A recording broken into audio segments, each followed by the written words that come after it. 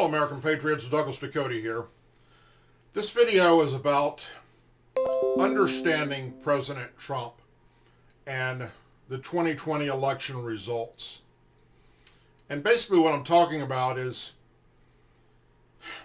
trying to get information that's true, correct, and not fake news. If you listen to the administration, if you listen to those on the right, conservatives, compared to what the Democrats are saying, what the left is saying, it's like night and day. I mean, the two are so far opposite of each other, it's actually ridiculous. You know, there can only be one set of facts. And with the 2020 election, it's no different. President Trump and his attorneys have said that there is election fraud that has been taking place across our nation. It took place on November 3rd.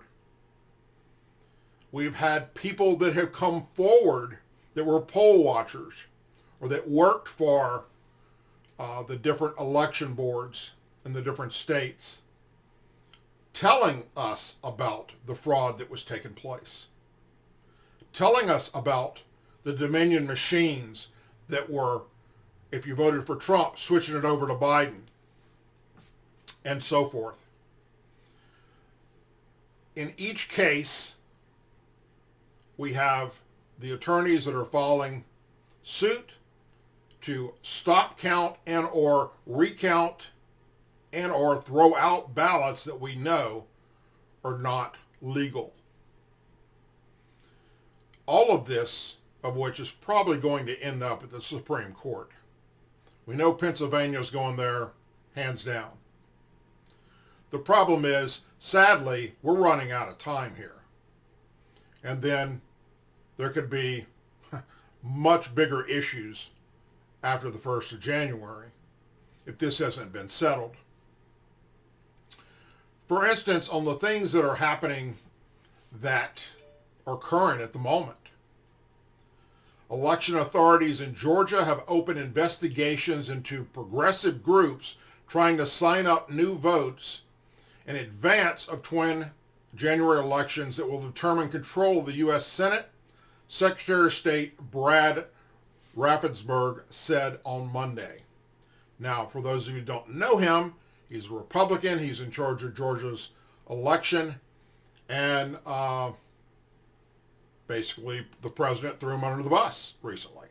And he come out very dissatisfied with the things that the president had to say. Now, that's between them. But what he's saying now is that, okay, we have exposed potential fraud taking place. And what he said was, his office was examining registration efforts by the groups America Votes, Vote Forward, and the New Georgia Project. He said these groups have been encouraging people who live outside of Georgia to register to vote in the state.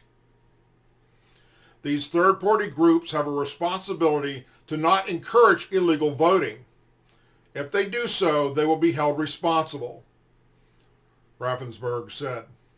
Representatives of the organization have not responded to any questions by any news outlet. The state of this site will pair January 5th runoffs for the U.S. Senate that will determine which party controls the upper chamber of Congress for the next 2 years, and with the ability to advance or block Democrat Joe Biden-elect legislative agenda, providing he becomes the next president. Raffensperger has said his office is going to open these investigations, and they're going to look into this. Republican President Donald Trump has repeatedly and without evidence per se claimed his loss to Biden in November 3rd election was a result of widespread fraud, though state and federal elections officials have said there were no evidence of it, which is where Trump's legal team comes in, has talked to these people that saw the actual fraud taking place. And now we need to get a judge to hear them so that they can no longer say Trump has no evidence. But without a judge hearing it, then it's just a moot point. Much of Trump's anger has been trained on fellow Republican Rosenberger and Georgia Governor Brian Kemp after Biden narrowly won the state of Georgia. Now, some of you may have seen yesterday President Trump gave an interview on Fox News. And through his frustration, he mentioned several times in several different ways how, in his mind, and from what his attorneys are telling him, and from what witnesses have been telling the attorneys, that this voter fraud took place, and they did everything to rig the votes for Biden. But he goes a step further, and he says that the FBI and the Department of Justice, in his mind, are in on this, that they helped Biden win. He went on to say that why isn't the FBI and the Department of Justice investigating what his attorneys are saying happened? Why are they not looking at this? Why have they not opened an active investigation to look into this fraud? He went on to say that they're absent. They're nowhere to be found. But see, here's what I don't get. And I wish I had the answer to it, but it's just not there. I have said in past videos that I do believe that the people that Trump surrounds himself with are not out for his best interest.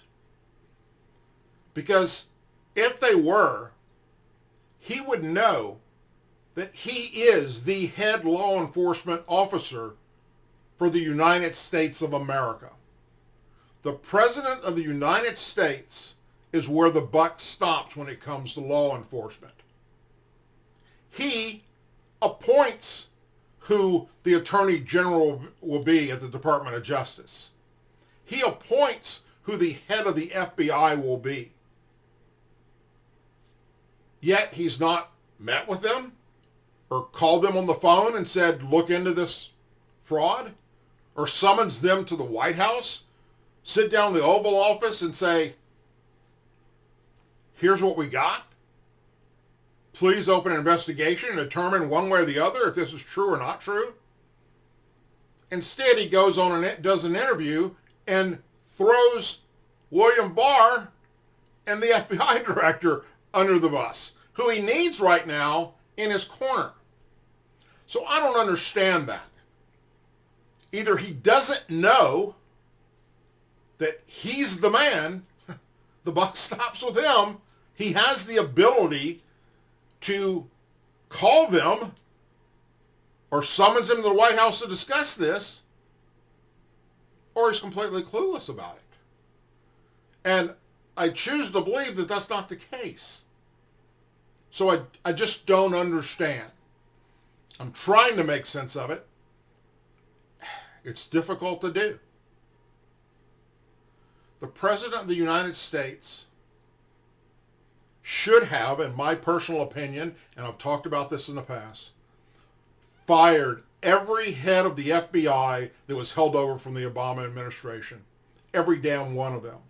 To include all of them in the Department of Justice. But he hasn't done that. By not doing so, ahead of the election, all the corruption that we watched take place over the last 4 years will no longer be investigated. It will all go away if Trump doesn't get in for 4 more years. If they steal this and give it to Biden. But either way, It doesn't explain what's happening right now with President Trump in the decision to not talk to the FBI and the Department of Justice. Maybe, this is just something I'm going to throw out there, because it's the only thing that makes sense to me, is that he has been under so much attack over the last 4 years, especially from within his own administration, by people that were recording conversations and releasing it to the press and making up shit, that he's afraid to even talk to his own FBI director or his own Department of Justice Attorney General, out of fear that that's going to get turned around and used against him. Which, it doesn't matter, because he is the head guy for law enforcement in the United States of America. So, as we get closer to the end of the month, right around the corner here, today's the 30th, and as we go into December, we're going to see a lot of changes take place. Hopefully, all of the challenges will go to the Supreme Court, and the individual states that are in question here will either be investigated for, or have people go in and investigate for fraud, especially this Dominion voting system, which is what needs to take place. And it's got to get to the Supreme Court. And hopefully that's going to take place very, very soon. Because the local judges at state level, county level, it's obvious they could give a damn about President Trump, and they don't want him there. Which is why it must go to the Supreme Court to make these decisions. One of the options is that the people in the state that run the elections, those that are overwhelmingly Republican, are able to draw the vote for their state any which way they want, and will do so for President Trump. That's just one way of him staying in for 4 more years. Time will tell. I wish I had all the answers. I don't. I'm getting more confused by the day. If you try and listen to Fox News and CNN and MSNBC and what the administration's saying and what Rudy Giuliani's saying and what all these other conservative, Republican and right-wing leading groups are saying compared to Democrats and left-leaning groups, it is a jumbled cluster from hell. But one way or the other, January is going to roll around and a decision will have to be made. And hopefully it will be made before we celebrate Christmas. As always, please say a prayer for our men and women serving the United States military, our veterans, our law enforcement officers, our first responders, our angel families, our blue and gold star families, our president, and our country. Thank you all for watching. God bless you, and I'll see you soon.